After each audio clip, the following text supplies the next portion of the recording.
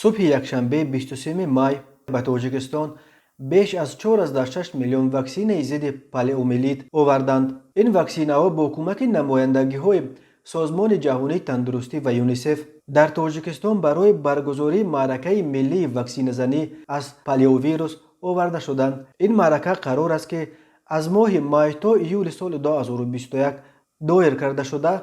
در جریان آن باید حدود 1.4 میلیون کودک تا سن 6 را از پالیومیلیت واکسینه بزنند.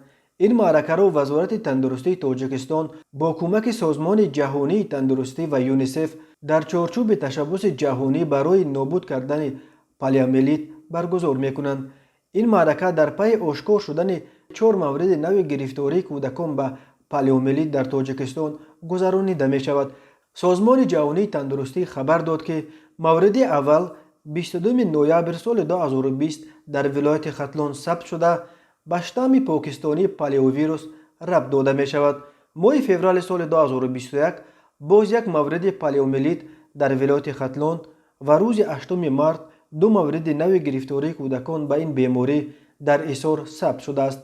همچنین پالیوویروس در 3 مورد سنجش محیط زیست از جانب یک نقطه نظارت اپیدمیولوژی در دوشنبه آشکار شده است. 4.6 میلیون واکسین ضد پالیومیلیت را در فرودگاه دوشنبه سردار مرکز جمهوریوی ایمونوپروفیلاکتیک فیضعلی سعیدزاده و کارمندان یونیسف و سازمان جهانی تندرستی قبول کردند. زینب العزوی معاون نماینده یونیسف در تاجیکستان گفت یونیسف با شریکانش با مقصد پشتیبانی حکومت در برگزاری دوره‌های مهم معرکه ضد پالیومیلیت برای تحکیم مسئولیت کودکان در مقابل پالیوویروس همکاری میکنند. یک معرکه علاوگی نیز در نظر است تا که اهل جامعه به واکسین زدن کودکان تشویق شود. یونیسف گفت تصمیم برای برگزاری معرکه علاوگی واکسین زنی از فلج کودک در تاجیکستان در پی تحقیق موردهای خروج این بیماری در کشور گرفته شد. معرکه واکسین زنی در 2 دوره دایر می شود.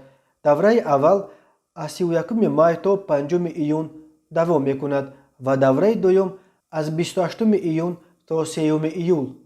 سازمان جهانی تندرستی اخیراً خبر داد که نوامبر سال 2020 تا مارس سال 2021 در تاجیکستان 4 حالت نو گرفتاری به پالیومیلیت ثبت شده است.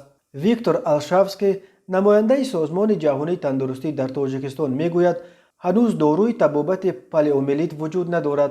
از آن فقط توسط واکسینه میتوان پیشگیری کرد. واکسینه که چند دفعه گذرانیده می شود می تواند کودک را عمرباد حفظ کند. واکسینه توسط دهان امن و مؤثر بوده.